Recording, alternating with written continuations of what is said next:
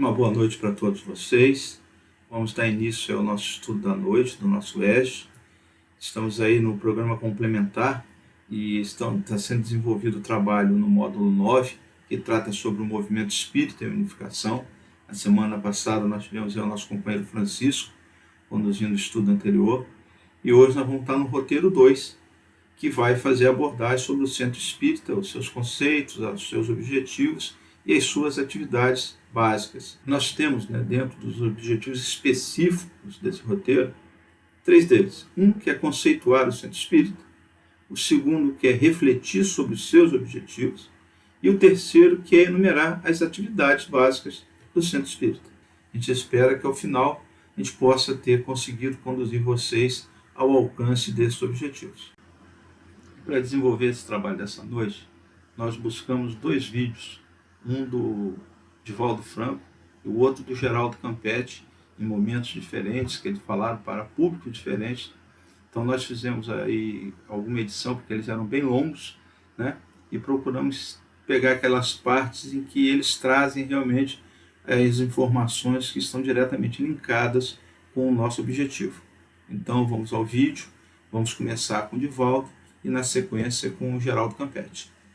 No Brasil, no ano de 1865, no dia 19 de setembro, na cidade do Salvador, o jornalista Luiz Olímpio Teles de Menezes levantaria o grupo familiar de espiritismo, a primeira célula espírita da comunidade brasileira.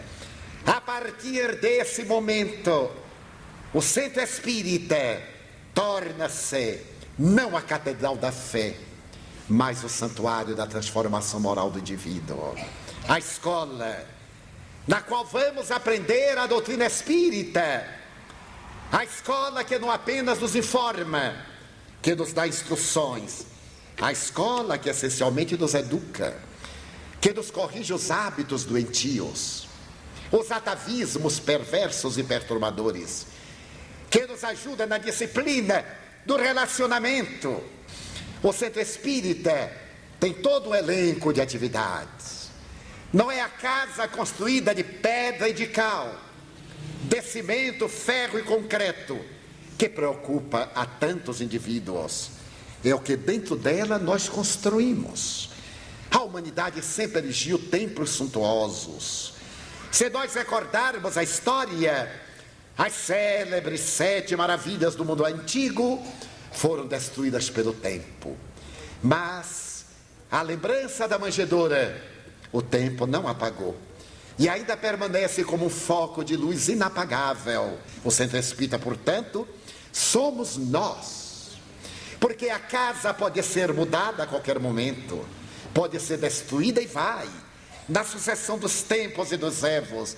Mas o que nós construímos moralmente dentro dele é que irá significar a representatividade da sua função, o significado do seu ministério. O centro espírita, portanto, é de fundamental importância para o movimento espírita, de preservação dos postulados da doutrina espírita. O centro espírita, portanto, é uma congregação de indivíduos que pode ter várias designações: a associação, núcleo, centro, agremiação, pouco importa. E todos eles reunidos, federação, confederação, união, são secundárias as palavras, mas nele deve haver um grupo de pessoas que vão eleger aqueles mais responsáveis para, diante das leis do país no qual se instala, responder às exigências que diz respeito aos deveres humanos perante a coletividade. A primeira característica, portanto, do centro espírita é a ética em relação à doutrina, o estudo, o debate franco, jovial, a conversação saudável, ao lado do estudo, a ativação dos seus vários departamentos. O departamento de estudo, o departamento doutrinário, abrange as sessões de divulgação, as palestras, as conferências, os seminários, os grupos de estudo, a evangelização infanto-juvenil e a parte experimental, as reuniões mediúnicas, aquelas de socorro, o atendimento fraterno de salutar importância para aqueles que acorrem à casa espírita. O centro espírita é um lugar de dignificação da criatura humana. Joana de Ângeles, fazendo uma análise da nossa casa, o Centro Espírita Caminho da Redenção, faz 3 anos, propôs-nos novas diretrizes para o Centro Espírita onde morejamos. E essas diretrizes, ela apresentou em 3 verbos: espiritizar, qualificar, humanizar. Pode parecer um absurdo espiritizar o centro espírita, um tanto paradoxal, porque o centro espírita só tem o rótulo, mas não tem espiritismo. Na casa espírita pode-se abordar qualquer tema à luz do espiritismo, fazer as conotações espíritas. Aconteceu uma tragédia na cidade, vamos examiná-la à luz do espiritismo. Está no momento da clonagem, vamos falar sobre clonagem à luz da doutrina espírita. Está no momento da corrupção, vamos falar sobre corrupção e a terapia espírita. Estamos vivendo o momento do divórcio, o momento do transexualismo, o momento disso, daquilo. Convidemos uma pessoa especialista na área, ele fala, depois o espírita vai e faz as conotações, porque ali é para estudar-se qualquer coisa à luz do espiritismo. Na casa espírita vão as pessoas atormentadas, buscando consolações, com a alma despedaçada pela morte de seres queridos, e houve uma coisa que nada tem a ver com a proposta da doutrina espírita, saem desoladas. Estamos fraudando a proposta do espiritismo.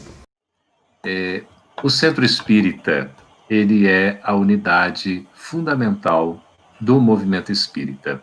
Vale dizer que é a célula mais importante que nós temos para o atendimento às pessoas em suas necessidades de consolação, de esclarecimento, de edificação.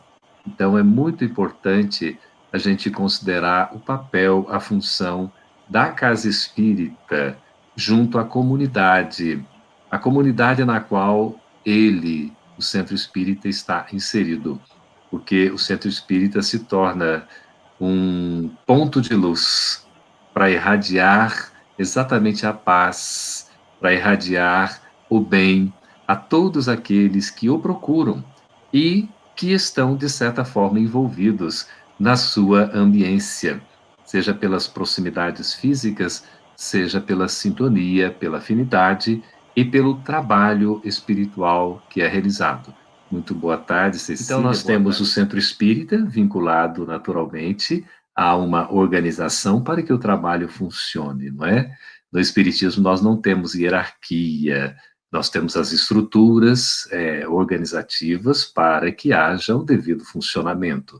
Mas não existe, evidentemente, sacerdócio, hierarquia, não existem aqueles que mandam e desmandam, não é? É uma organização para que funcione da melhor forma, evidentemente. E aí nós temos os diversos papéis, temos as equipes de trabalho de acordo com a própria estrutura que é montada para a casa espírita. Nós gostaríamos de trazer aqui para as nossas reflexões, dizendo da importância dos desafios. O Centro Espírita é uma casa de trabalho, uma casa de luz, é uma casa de oração, uma casa de assistência, não é? Em que a gente desenvolve a caridade material pela beneficência e a caridade moral espiritual pela benevolência. E conseguimos estabelecer as conexões entre os dois planos da vida nessa interação para a assistência, para a educação, inclusive, para a evangelização dos espíritos. E também todo o trabalho que é desenvolvido no sentido da própria preparação das crianças, dos jovens, para o enfrentamento, não é, das suas provas no cotidiano das suas vidas, pelo trabalho de evangelização. E aí é muito importante a gente considerar. Toda casa espírita, normalmente, ela tem três funções principais no que diz respeito à própria doutrina espírita. A primeira delas é no que diz respeito ao próprio estudo da doutrina espírita. A casa, naturalmente, ela vai propiciar as condições para que se haja, né, se seja feito, seja realizado um estudo do conteúdo doutrinário. Por isso que nós estamos aí, fundamental considerar também a missão do Centro Espírita como sendo da divulgação, de propagar, né? Nós não somos proselitistas no sentido, né, o nome ali é propaganda no sentido certamente da divulgação, né? Uma casa de 119 anos certamente está de parabéns, né? Porque não são muitas as casas no Brasil inteiro que já passaram de um centenário, né, de 100 anos de existência. Então, é todo um trabalho ao longo do tempo que merece ser reconhecido historicamente pela continuidade que desenvolve. Então, a divulgação é fundamental. Hoje, nós temos diversos meios de divulgação, o principal deles, que vem se mantendo, né, é o livro espírita, nos seus diversos formatos, o eletrônico, né, o digital e também o impresso. E hoje nós temos esses diversos recursos aqui que o nosso irmão Túlio estava falando, né, das redes sociais, da internet. Uma divulgação, ela é fundamental. Divulgar é utilizar os mecanismos, os meios, as ferramentas todas que nós temos para levar a doutrina espírita a todos os que dela necessitam. E aí nós usamos, né, tudo que a gente tem à disposição, mas principalmente o nosso próprio exemplo. Por isso que uma função principal também na casa espírita, para além do estudo, da divulgação, é a vivência. Nós todos estamos aqui aprendendo, estudando, e estamos no esforço de divulgar, sim, a mensagem do Evangelho de Jesus à luz do Espiritismo, mas principalmente para promover o objetivo fundamental da doutrina espírita, que é o da reforma íntima, vocês concordam? Exatamente, a da nossa renovação interior. Por isso, quem lá no livro, que é o livro dos Espíritos, quando os espíritos que são os seus autores vão assinar o Prolegômenos, que é uma espécie de prefácio, a gente encontra a informação de que o Espiritismo surge como uma revelação divina para promover a regeneração social da humanidade. Veja, a regeneração social da humanidade. E essa regeneração se dá exatamente pela mudança moral, pela transformação moral de cada um de nós, pela nossa reforma íntima, que esse é o objetivo do Espiritismo, a nossa melhoria. Por isso está no capítulo 17, lá de O Evangelho segundo o Espiritismo, quando fala ser perfeitos, no item 4, os bons espíritas, que se reconhece o verdadeiro espírita pela sua transformação moral. Esse é o objetivo do Espiritismo, pelos esforços que emprega em domar as suas más inclinações. Nós somos ainda espíritos que temos as nossas dificuldades, as nossas mazelas, não é isso? As nossas inferioridades ainda. Somos imperfeitos, mas somos perfectíveis, ou seja, estamos numa caminhada assim ascensional, né? Estamos seguindo passo a passo, porque se é uma coisa certa é da evolução, é do amor. A fatalidade determinística é do amor, é do bem da evolução. Estamos todos aqui para evoluir. E é muito importante, então, considerar esse trabalho de nós domarmos as nossas más inclinações, de a gente fazer aquele processo de renovação, saindo do homem antigo, homem velho, e nos renovando, né, no homem novo. E aí significa a gente trabalhar a superação de inúmeros vícios que a gente ainda alimenta na intimidade do coração e buscar a conquista de virtudes que nos faltam.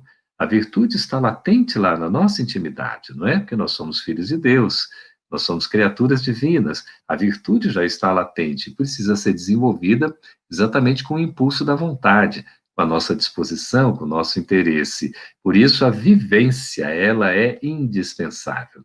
Reconhece-se, não é, a árvore pelos frutos que ela dá. Uma árvore boa produz bons frutos, uma árvore má produz maus frutos. Uma árvore boa não vai produzir maus frutos, nenhuma árvore má vai produzir bons frutos. Por isso que, então, a árvore é reconhecida pelos seus frutos, vale dizer. Nós somos reconhecidos pelos nossos exemplos. Disse que as palavras podem até assim convencer, né? A gente falando vai até convencer as pessoas, mas o que arrasta de fato são os exemplos. E um exemplo pode valer por muitas palavras. Por isso, Jesus nos trouxe o exemplo dele próprio, dando o maior testemunho, e todos aqueles que foram seus discípulos, aprendizes, também enfrentaram os seus testemunhos, as suas dificuldades, deram seus exemplos. Por que vai ser diferente conosco? Nós temos a oportunidade de testemunhar. É um testemunho pessoal, intransferível, de um enfrentamento que a gente vai demonstrando aos poucos, dentro das nossas possibilidades, os nossos exemplos, não é isso? As nossas vivências. E a gente vai atestando gradativamente os valores que nós vamos conquistando. Por isso é fundamental a casa espírita no cumprimento desses 3 objetivos fundamentais. Então, do estudo, da divulgação e da prática da doutrina espírita. Na sequência que a gente quiser, não importa. O importante é que haja esses 3 elementos. Então, toda a casa espírita, ela existe para estudar, para divulgar e para praticar os ensinos da doutrina espírita. E a gente aprende que todo o trabalho feito na casa espírita, ele deve começar com uma orientação que é colocada no capítulo 6 do Evangelho segundo o Espiritismo, lá no seu item 5, quando o Espírito da Verdade nos recomenda: espíritas, amai-vos, eis o primeiro ensinamento, instruí-vos, aqui está o segundo. Então vejamos, o amor é a base de tudo. A casa espírita existe principalmente para desenvolver os laços de amor. Por isso que é importante reconhecer, como João, o evangelista, registra no seu capítulo 14, no Evangelho de Jesus, nos versículos 15 a 17, as palavras que prenunciam a vinda do Paracleto, quando diz assim: se me amais, guardai os meus mandamentos, e eu vos enviarei um outro Consolador, o Espírito da Verdade, para que permaneça eternamente convosco. Veja que coisa assim profunda. Se me amais, essa é a condição. Então, toda a casa espírita existe para amar e para propalar o amor. Através do quê? Da consolação. Toda a casa espírita deve consolar.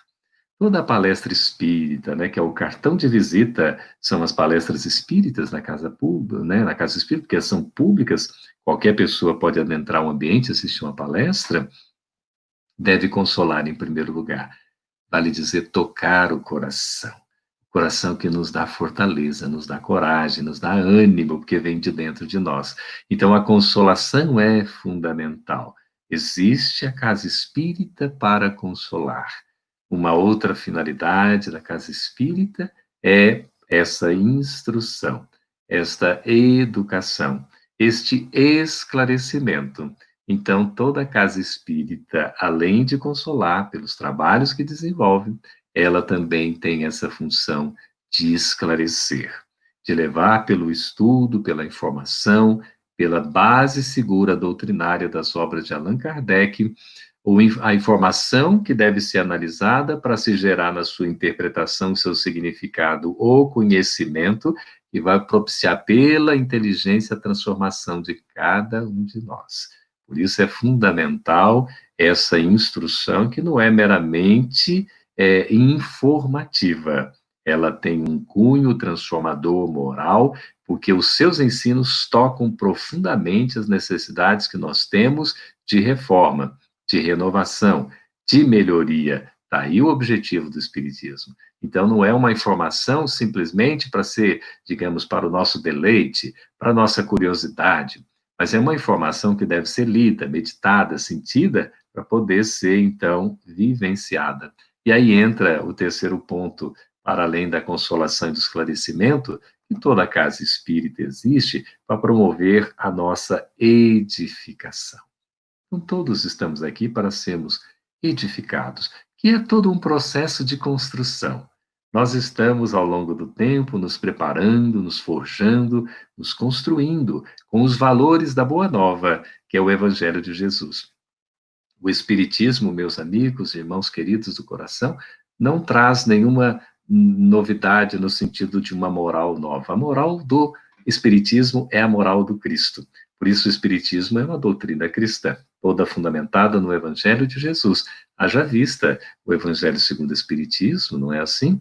Que lá é um resumo, uma compilação, uma organização da quinta parte dos Evangelhos, como explica Allan Kardec, para tomar a essência da mensagem de Jesus. Para além dos atos comuns da vida do Cristo, né, que seria uma espécie de biografia, que é a primeira parte dos Evangelhos, nós teríamos uma outra parte, seriam os milagres, outras profecias, né, as predições, e nós teríamos uma outra parte que é aquelas palavras que a igreja toma para fundamentar os seus dogmas. Mas a quinta parte é a fundamental, que são os ensinos morais. Kardec, então, toma desses ensinos morais para organizar a obra O Evangelho segundo o Espiritismo, fundamentado na terceira parte, que são as leis morais ou as leis divinas, de O Livro dos Espíritos. Veja, então o Evangelho segundo o Espiritismo não é a Bíblia dos Espíritas, né? É o Evangelho de Jesus, mas aí com a sua essência, que são os ensinos morais. Por isso, a edificação é fundamental, porque nós vamos tocar no ponto da iluminação, né? No ponto em que nós vamos trabalhar a nossa reforma íntima, e aí entra uma série de questões que são desafios profundos para a gente saber se comportar. Então, nós estamos aqui falando já de dois elementos importantes quanto à casa espírita, que nós vamos recapitular para anotação de todos e para participação voluntária, naturalmente, de quem quiser já participar, pode ficar à vontade. Então, nós estávamos comentando que a casa espírita, ela tem um papel fundamental no ambiente onde ela é inserida, tanto quanto ao ambiente físico da comunidade em que ela serve, que ela está para servir, toda a casa espírita tem essa função de servir, assim como também no que diz respeito ao plano espiritual. Toda casa, ela é idealizada antes de ficar pronta aqui na Terra, no plano espiritual. É um compromisso da equipe de trabalho, das pessoas que estão envolvidas, programar, inclusive, isso até antes da encarnação, né, aquele compromisso que assumiram, e tem que desenvolver esse trabalho fundamental. Então, nós temos essa questão de que existe a casa espírita para reelaborar todo um trabalho no cumprimento, que isso deve ser até estatutário na sua organização, de promover, então, o estudo, a divulgação e a vivência da doutrina espírita, do Evangelho de Jesus à luz do Espiritismo.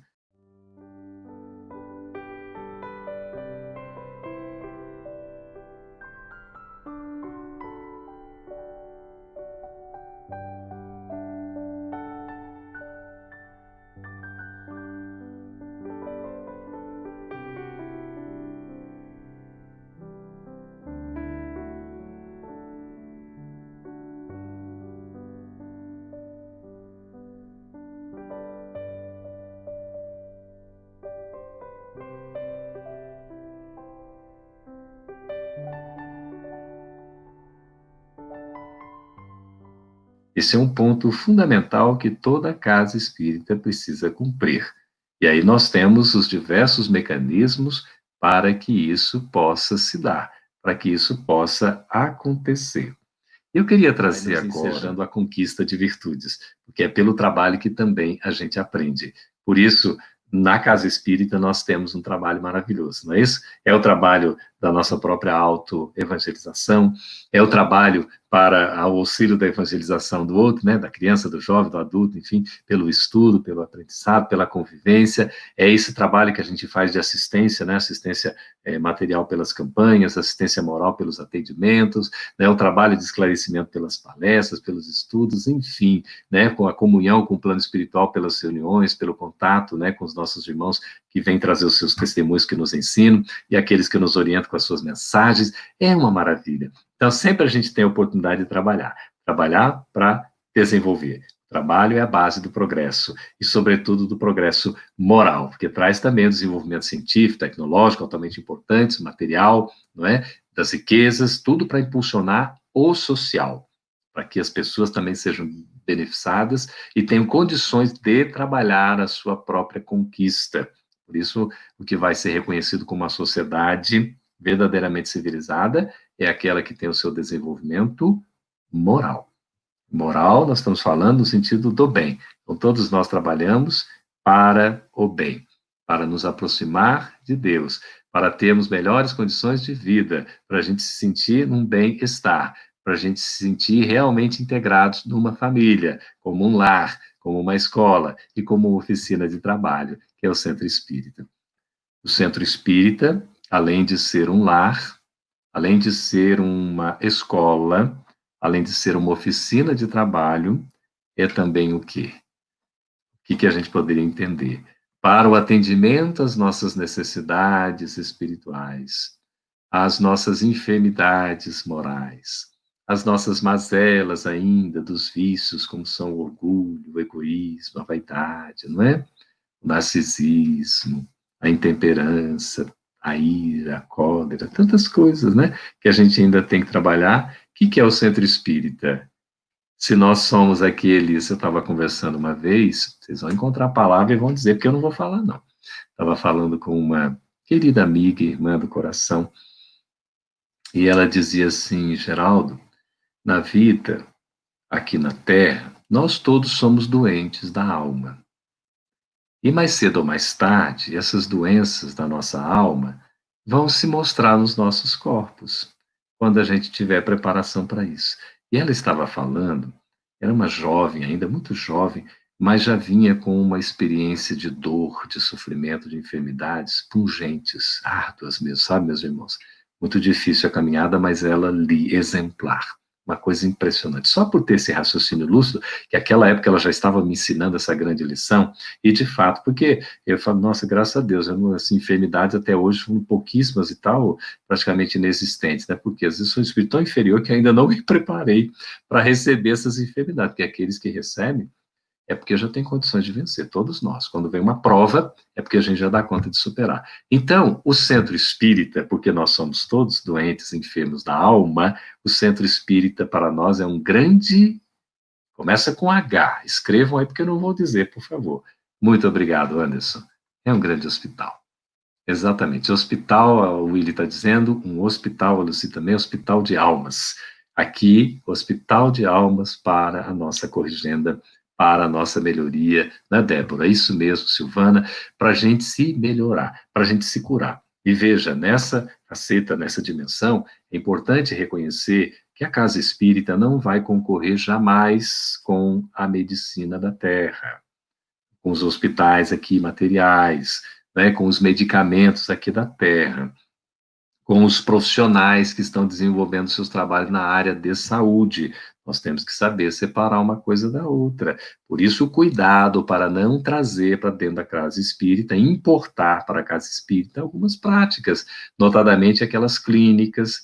A casa espírita, quando se fala em hospital espiritual, é o atendimento através da fluidoterapia. Então, você tem ali o trabalho do passe, o trabalho da oração, o trabalho da água fluidificada, do atendimento fraterno que pode ser feito. Veja, mas até o atendimento fraterno, ele não dá aconselhamento. Olha como é o perigo que a gente vai, às vezes, assim, tem que tomar muito cuidado. Se começar a aconselhar a pessoa a fazer isso, aquilo, o próprio Espiritismo tem toda uma cautela nesse sentido. Por isso que a gente tem que ter uma base do conhecimento para saber como faz, não é? Para fazer da forma correta. E não começar a trazer outras, né, outras práticas que são de fora para dentro da casa espírita. Na verdade, quando se fala, é a influência do espiritismo junto à saúde, junto à tecnologia, né, junto a tudo aí, na administração, tudo que a gente está fazendo. O espiritismo pode influenciar, não é? Nos conhecimentos filosóficos, na ciência, na religião, sem os desafios que nós temos enfrentado e que a gente precisa considerar. Primeiro, não deixe de fazer o trabalho que precisa ser feito. Uma vez até uma pessoa nos procurou, e ela disse assim, olha, eu sei que os espíritos estão cuidando, né, nesse período de pandemia, nós fechamos lá a casa espírita, mas os espíritos tomam conta, não tomam? Eles são sempre abnegados, os mentores, eles não vão abandonar a casa espírita, não? Aí eu disse o seguinte, não vão com certeza. Os amigos espirituais responsáveis, eles não abandonam a casa espírita. A questão é se nós estamos abandonando. Não é questão dos espíritos amigos. Eles estão fazendo a parte deles. O Romualdo está aí com a equipe trabalhando com certeza. Não é? Agora a gente tem que corresponder a esse trabalho. De que maneira? vai cuidar da casa espírita, assim, não estou abrindo as portas para o grande público, ou para o público que não pode ainda atender diante dos contextos, tudo bem. Mas você vai manter a casa espírita dentro dos critérios de segurança, de higienização, de cuidados mínimos, só você está acompanhando. Ah, está fechada a porta, vá pelo menos uma vez por semana à casa espírita para dar uma acompanhada, para ver se está tudo ok, tá certo? Então, eu queria trazer aqui para vocês uma reflexão, para a gente poder fechar as nossas palavras, diz o seguinte: o maior desafio que a gente continua tendo é, de fato, de nós estabelecermos na relação com o outro tudo o que for de melhor. Mesmo que esta relação não seja agora, por exemplo, aquela relação física, não é? Que a gente esteja ali junto fisicamente, mas nós podemos estar unidos, conversando, né, nos abraçando virtualmente e às vezes até mais próximo do que estávamos fisicamente.